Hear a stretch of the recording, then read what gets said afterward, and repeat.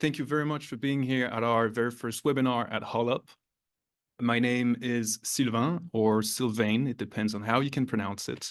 I'm a co-founder at HolUp, and I'll be able to talk a bit more about it in a moment. First, I'd like to start by thanking and welcoming our esteemed host today, David, who will be leading the conversation on unconventional songwriting. So welcome, David. Hi. I know we can't see you right now, but you'll be able to present yourself and introduce yourself later when you take the lead. Since this is the very first time that we're doing this, I'd like to take a moment to put a bit of context of who we are, why HolUp exists, and why we're doing these webinars. So those webinars are actually, this is the kickoff of a series that we'll be looking to do, mostly with music industry professionals from our network.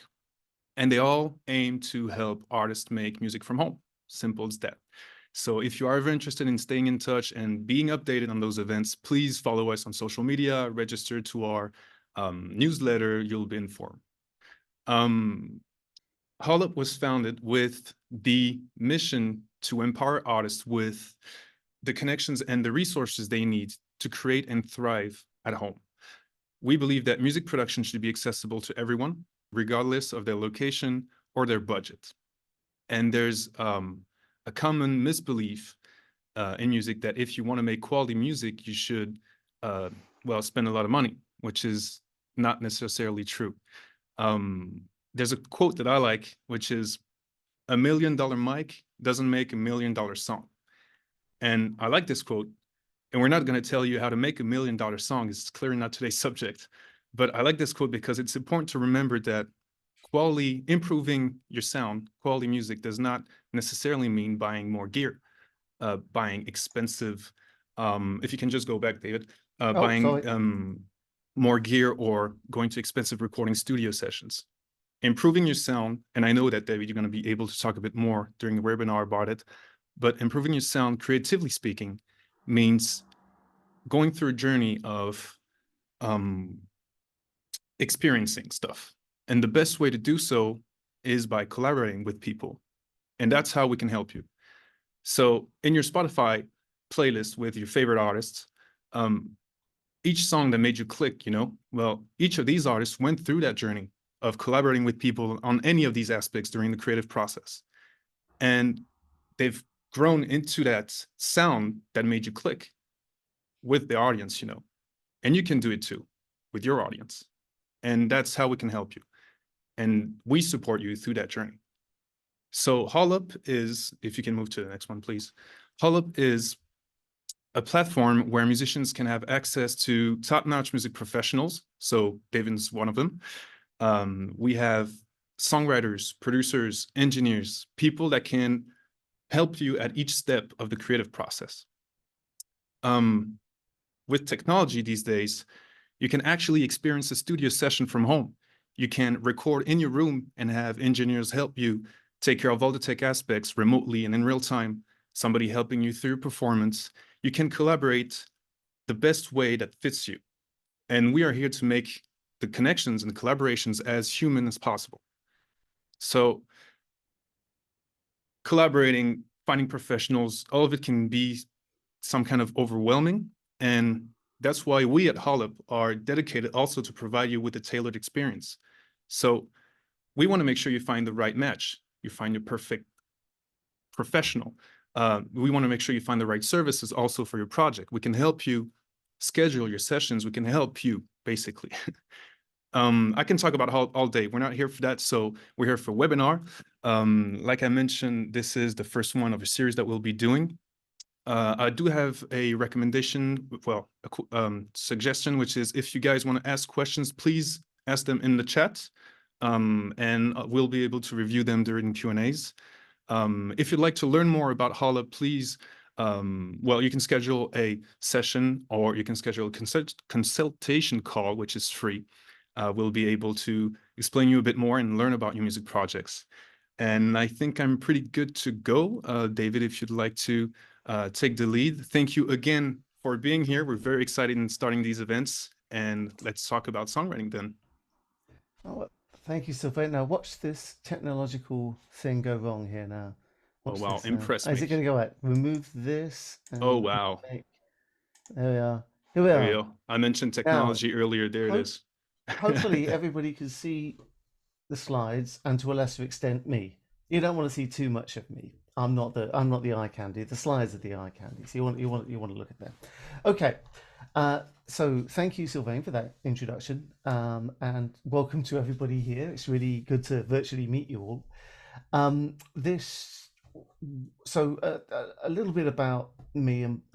So I'm as Sylvain said, is I'm a producer and arranger um, based in a little town called Tenby, which is in Pembrokeshire in West Wales.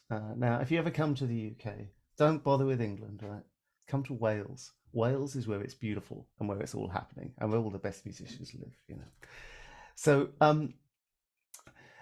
so I work with a wide range of artists in a lot of different styles, have done for a long time now.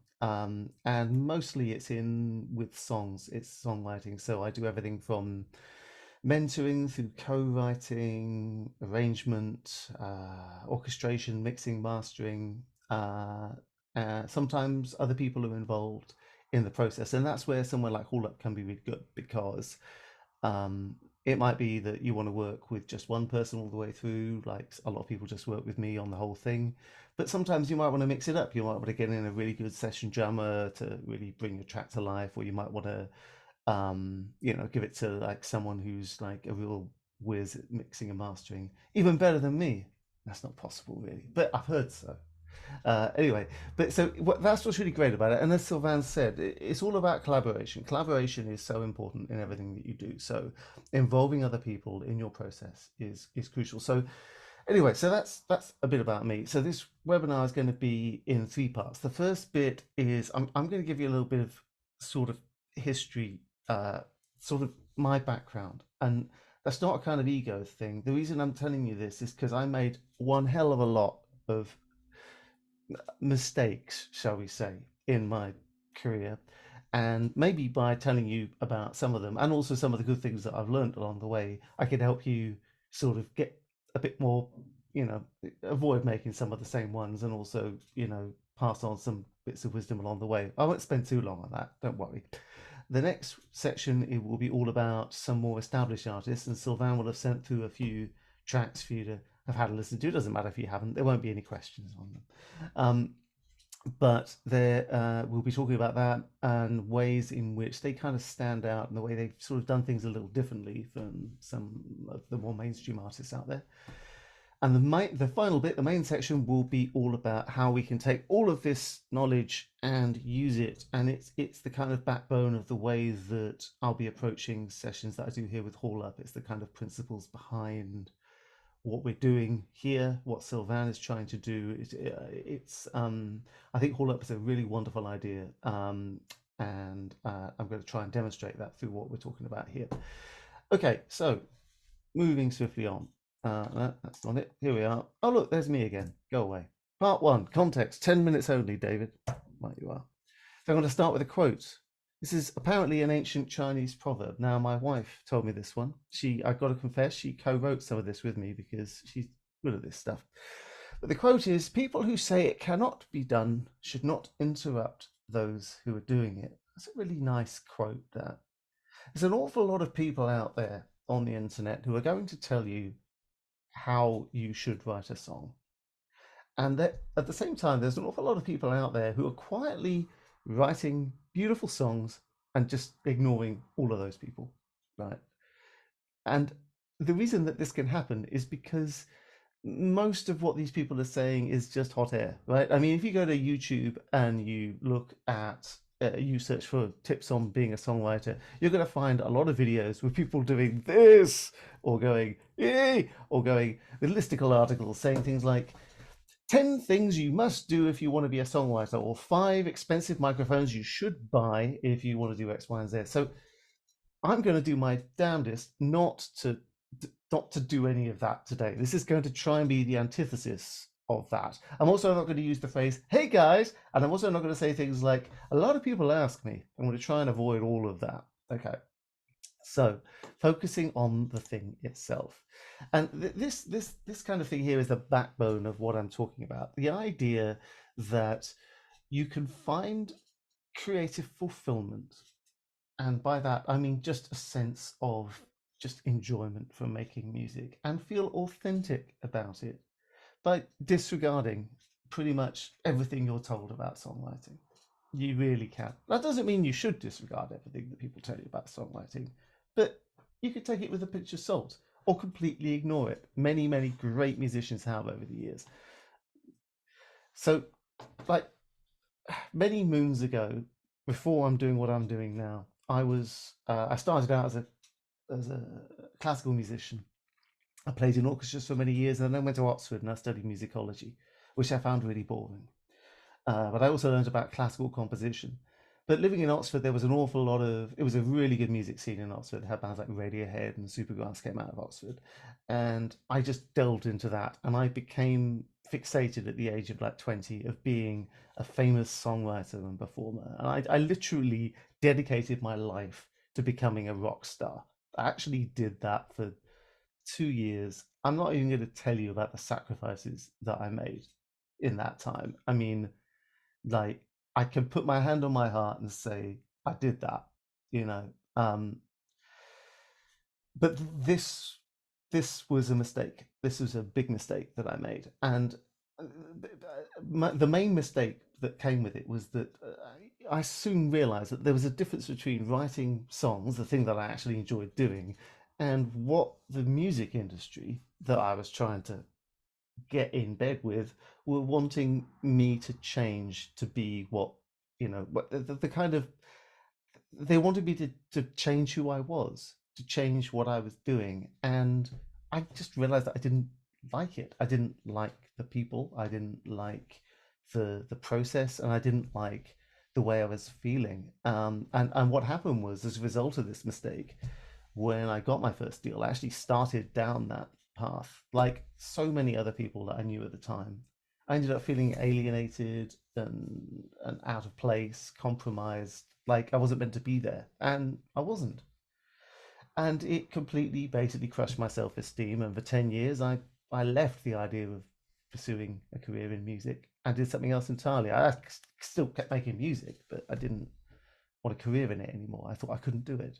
So that approach, that idea of going into the main, that it does work for a lot of people. That's not to say it's, but for a lot of people, and I'm going to guess for a lot of the people here today, for a lot of you guys, it's going to feel really overwhelming and really not very nice. And that's why I wanted to talk about this background, because this is to show you that there are other ways. So what happened was that with the support of my wife, I managed to, over a long time, work out how I could turn my sort of songwriting talents around and use them in a slightly different way.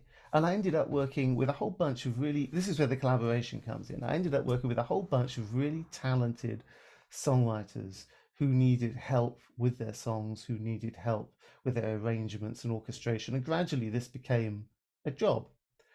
And it sort of, I suddenly realized that, oh, hang on, I'm getting this satisfaction from writing music, performing music, but I'm doing it outside of all of that stuff that I didn't like. I'm doing it on my own terms. And the people that I'm working with are doing it on their own terms.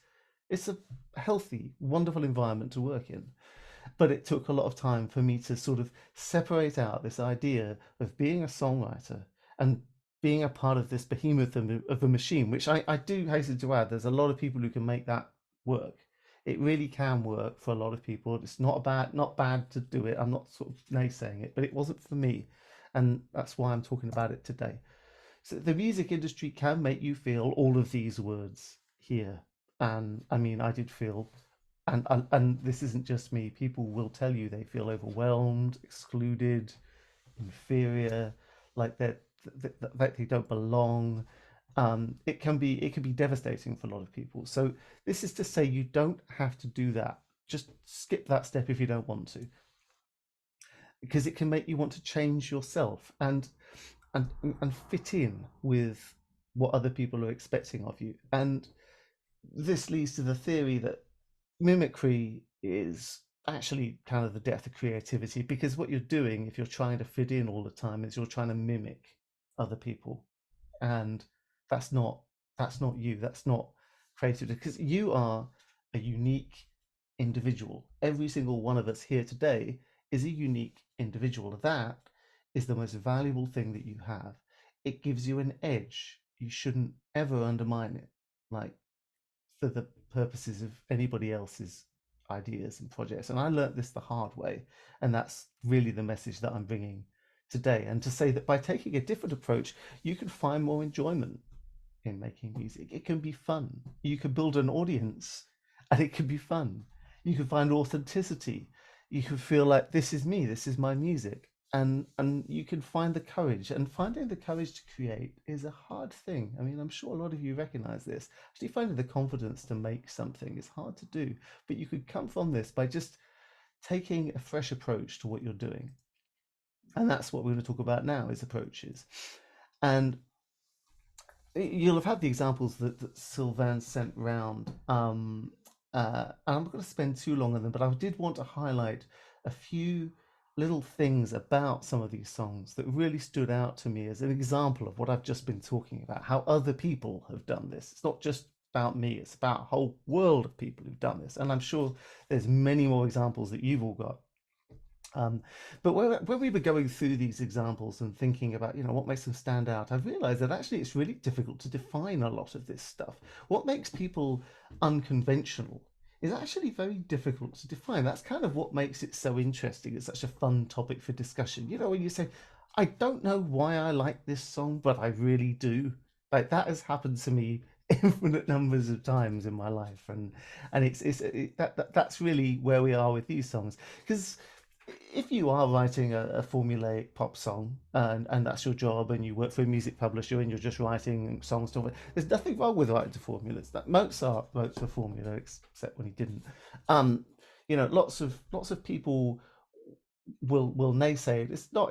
There's lots of great formulas that you can write to, but it does make it more easy to sort of analyze and say, well, your song needs to have this structure, it needs to have this instrumentation, it needs to have this kind of singer, and that sort of thing. Whereas real sort of creative output, real art, for want of a better word, is more difficult to explain. You can't easily analyze it. You can, but it's much more interesting, I find. That's why I said in the promo for this, I want to talk about the interesting stuff. So I told you I co-wrote this with my wife, and my wife has this theory, which I think is a really good one. I cannot take credit for this, and I also can't take the blame for this. Just to add, but uniqueness comes in two forms in the context of songwriting. So there's you, like I said earlier, there's you and your uniqueness, and then there's the uniqueness that can be your music, and that comes from you. And the theory is that established sort of rule breakers, for want of a better word, they demonstrate this uniqueness in one or both of these areas. And here's some familiar faces just to demonstrate what I'm talking about. So on the left, we have Lady Gaga, who's putting a very odd face in this picture, Sylvain. It's where you got that from? Is that but anyway, so she's, I don't know what's happening with her lip. But anyway, Lady Gaga, like, it's got an incredible image. But when I first heard her music, I just kind of thought, well, it's great, but it's not that. I kind of expected something really out there, and it wasn't. It was kind of more not conventional, but a little bit more mainstream, I thought. But then you've got Bjork, who's like an idol, and my God, I love Bjork, who's got this whole, this her whole image in music. Everything about her is unique. That everything about her music is unique. Everything about her is unique. And then you've got a band like Queen, who, I'm just showing my age a little bit here, but I love Queen. And they are often, I'm using them because the example of Bohemian Rhapsody is often held up. I mean, it's been in that Queen movie that you might have seen. They talk about how that almost wasn't the single. I mean, no one wrote a song like Bohemian Rhapsody before. But like in terms of their image, I mean, they're a bunch of good-looking guys. Don't get me wrong, but it's not really an image-focused kind of thing, I would argue. And yeah, I get it. You could argue both ways on this, but this is kind of just to illustrate the theory. But anyway, because I myself am not exactly a whiz on the whole image thing, navy t-shirt does the job. I'm talking more about the music component. In fact, I'm talking solely about it. And there are many ways that I've been thinking about how you distinguish yourself as a songwriter. There's lots of different ways, but I'm going to focus on 5 of them, and they are voice. And by that, I mean the voice that you use if you're singing your own song, or the voice that the, the singer that is going to sing your song uses, and how well matched that is to what you're creating. And the idea of what makes a good voice. Instrumentation, so it might not even have instrumentation. Like, so the Bjork thing I was talking about earlier, one of her albums, I think it was Vespertine, might have been one of the other ones. She did this whole album where all the instruments were her own voice. So, that's kind of cool. Like, what kind of instruments you use. And now with virtual instruments, they're so good. There's no limit to what you can try. There's no limit to what you can explore. Structure and style, we're going to talk about that in a minute with the Bat for Lashes thing. And also there's that word again, collaboration. How you can really create a sound that you would never even imagine by working with other people and letting their ideas in. So Sparkle, if you haven't heard this album yet, you really should. It is the example of a fantastic songwriter. Mark Linker, sadly, he died a little while ago. The album's called It's a Wonderful Life. It was released in 2001. And this song, Apple Bed, is a favorite of mine. But it also demonstrates what I'm talking about with the voice aspect. So for those of you who've heard the song, you can imagine that if Mark Linkers turned up to an audition for American Idol, he probably wouldn't get much further than the front door, right? His voice, many people will say, that guy can't sing, he can't sing. But this is wonderful, isn't it? That people say he can't sing, and yet listen to it and how beautiful it is. And the reason that I reckon, and it's just my theory, the reason that it's so beautiful is because his voice is authentic. It matches, it reflects what he's writing about. His songs and his voice are completely intertwined. And this is what I'm talking about the thing about being authentic with yourself, and using your uniqueness to put it across. He's not worrying about what is expected of him in terms of his voice. He's simply focusing on creating his voice and his sound. And that is a really important thing to consider when thinking about what people will tell you with voice, and who can sing, who can't sing, and whether you should sing your song, whether you should not sing your song. And Bat for Lashes, if you haven't heard of Bat for Lashes, I mean, she's a very talented British songwriter. And this is from her album The Bride, which was released in 2016. This is a fantastic album. It's kind of a concept album. And this song comes relatively early on. And I picked it out because I wanted to give an example of the structure, the way in which it's using structure and instrumentation. So if you've heard the song, you'll know that it's got a lot of synth heavy sounds. It's almost got like an EDM sound, but it's not EDM. And she does a lot of it, I think maybe even all of it herself in a lot of this stuff. She's really talented music. I mean, really blows your mind. But there's a bit in the middle that I particularly liked, where it builds up like a kind of like just up to a drop, like you get in an EDM track, and and then it does drop, and you've got this really beautiful instrumental section that again like EDM. But then at the end, it sort of starts to happen again. The build happens, and then rather than dropping, it just stops. And it holds you there. And she uses suspense in that way through the structure, through the instrumentation. It's such a clever little move, and it shortens the song considerably. A lot of, if this was a conventional song, people would, the publisher would be like, no, just no, you've got to resolve it. But no, she doesn't. She leaves it like that, and that is really interesting, and that's what really sets that song aside for me from a lot of what her contemporaries are doing. And this last example is someone you won't have heard of. She's a client of mine who created this beautiful album called Accept the Moon. This was last year, I think she released it.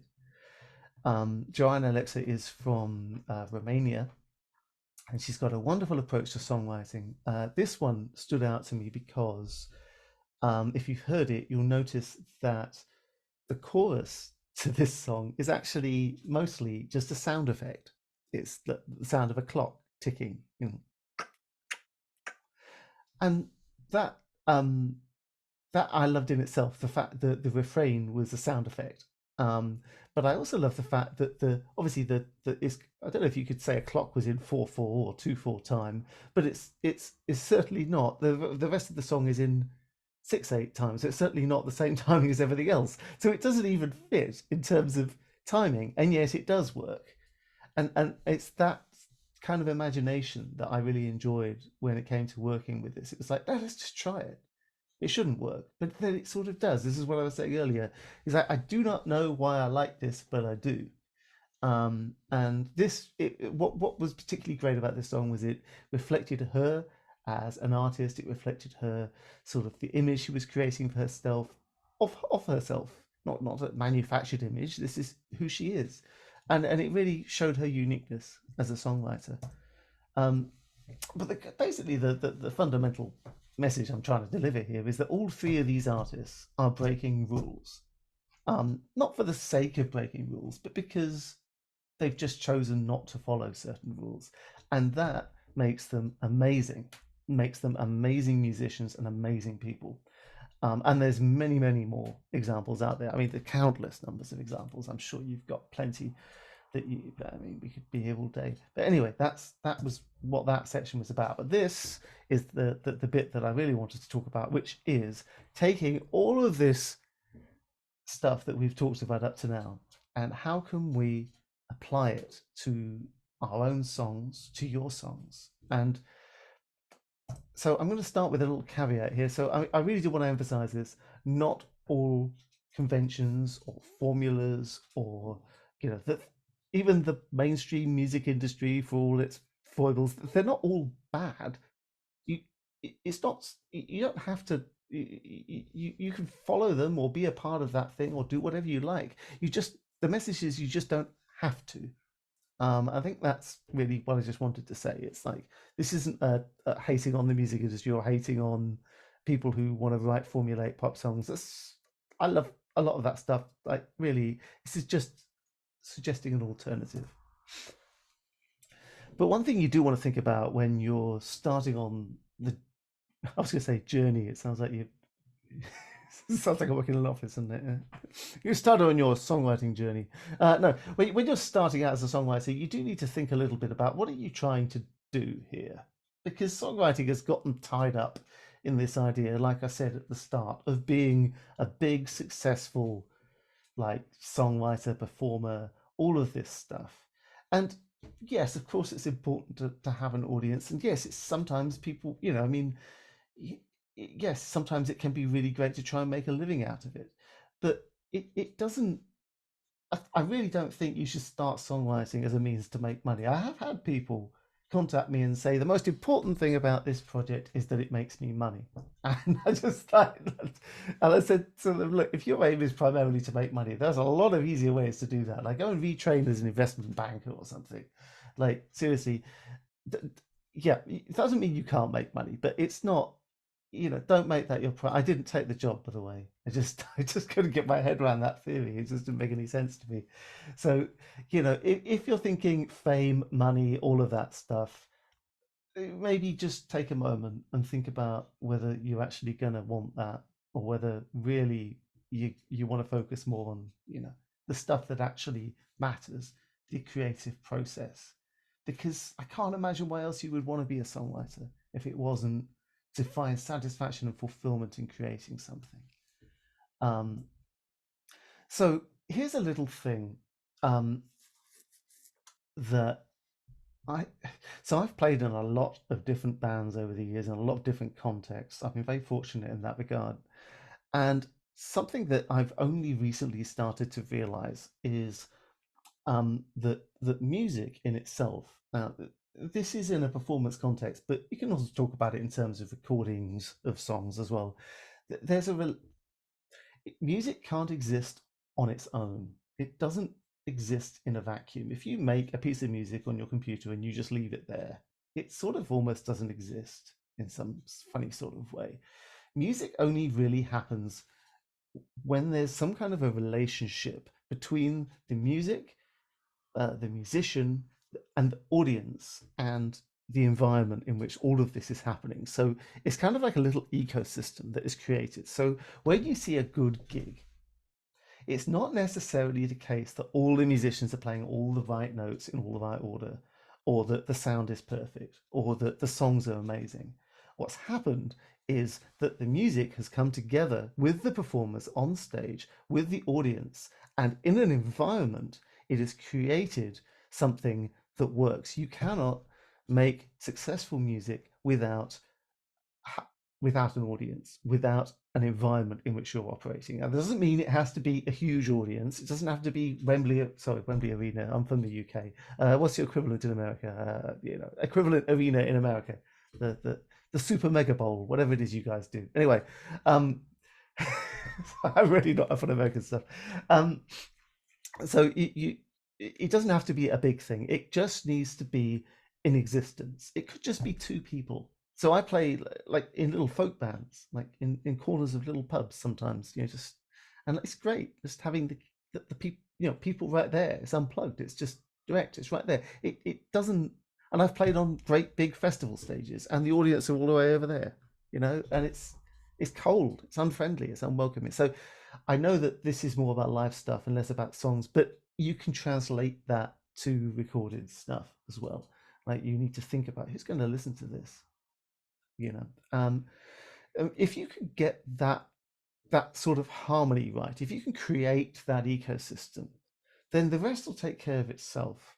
Really, in terms of you don't need a big marketing campaign or anything like that. If you can, from the get-go, start to think about who will your audience be, who are you playing for, who are you writing for, what kind of relationship are you going to build with these people, then the rest of it kind of takes care of itself. And that's just kind of something that I think is quite important. Um, at the same time, if you embark in any kind of career or new endeavor, I mean, I don't want to keep talking about it as a career. You don't have to do songwriting as a career. You can just do it because you enjoy it. But whatever way you do it, there is a luck element to it. And you cannot guarantee that you're going to be successful. You just can't. There isn't a gold-plated route to being successful in songwriting. It just isn't. So at the very least, you want to try and enjoy the process so that at the end of it, you at the very least, you've got something that is meaningful to you, that you feel has value. And then it's not a wasted effort. Because I'm not going to lie to you. I'm not going to lie to you. You may well really never succeed in any major commercial sense as a songwriter. In fact, there's a very good chance you won't. But that doesn't matter if what you've made is real and genuine and you've made a connection with people along the way. That's what I'm getting at here. And songwriting, I mean, I've been writing songs for 25 years and it is a process and I'm still learning how to do it. And you will get feedback from people and sometimes it'll be good. Don't always trust the good reviews. Sometimes people just say nice things because, they're your mum and they want to support you. But also, don't get too hung up on like I used to get really hung up on bad reviews. God, they used to really ruin my year. If you got a bad review or something. But then I realized that critics are basically just people like everybody else. The only difference with critics is that they think that their view is more important than anyone else's. It really is all that. I mean, think about it. That's really all it is. And in any case, you can't let yourself get too caught up in that because it will just take time to find your voice and your audience. It's quite possible that there's nothing wrong with what you're doing. You just haven't found the right audience for it yet. And that's something just to bear in mind. So there's that word again. Collaborate and find a mentor. So I didn't believe in mentoring at all. I thought, oh, I got this. I could do this all on my own. And then oh, hang on. No, actually, the mentors are really helpful. Anyone who's succeeded to any extent in anything that they, there's normally some kind of mentoring involved. It is really useful.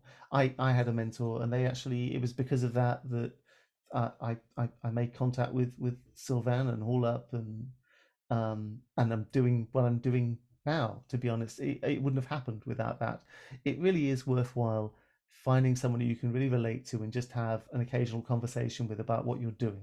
And that is one of the things that Hall Up does, and that I do on Hall Up. It can be just really useful just to have even just a 30-minute conversation to just help you think through what it is you're trying to achieve, what your goals are. Um, and sort of look, the hardest thing with all of this, with this whole process, is finding your self-belief. um, I know some people find that annoyingly easily. You know, they have buckets of self-esteem, but if you're anything like me, you've had to work at it and you're still working at it. And that is why this whole process is important, because if you can believe in what you're doing, if you can feel that there's a degree of authenticity in what you're creating, then that will help you build your self-belief, because you need to take care of that, and you need to take care of the thing that is most valuable, which is your uniqueness. That thing is the most important part, the most important component. It is not sellable. It is not anything that you should compromise on. But at the same time, when I say be willing to learn and adjust, I don't mean compromise. I mean learn from the mistakes that you make and adjust to sort of just be willing to listen to other people and maybe just take some of it on board. I find it really hard to do that, but it really is worthwhile doing it. And above all, it's going back to that thing about finding the confidence to be creative. I mean, you do need to give yourself permission to do it. You are allowed to write songs. You are allowed to make a record. You can do this. You know, it's not some dark art. Just you. I mean, this really leads on to what I'm going to say. You don't need permission from me, from Sylvain, from anyone on the internet, or any music industry expert to make music. You don't need their validation, and you don't need to spend a load of money. You really don't. There's a whole um thing about, there's a whole industry built around selling music equipment to people, and a lot of it's really good. You do need to buy some stuff, but look, I make a living out of music, right? This is £100 mic, so £100 mic, right? Or 120. You know, this computer here is a 2020 secondhand MacBook Pro. I mean, it wasn't cheap, but like it's certainly not like the Mac Pros you'll find sometimes, and like it's fine. It's, you know, you do need to get some stuff, but you don't need to spend a whole bunch of money. Above all, just, you know, don't worry about it. Don't go on a songwriting workshop. You don't need to do that. They're just a con. Get on with it. Just get on with it and do it your own way and make your song. You know, just write your song. You don't need anyone else's permission to do it. You've got what you need to make a song right now. Just by being here, you've got it.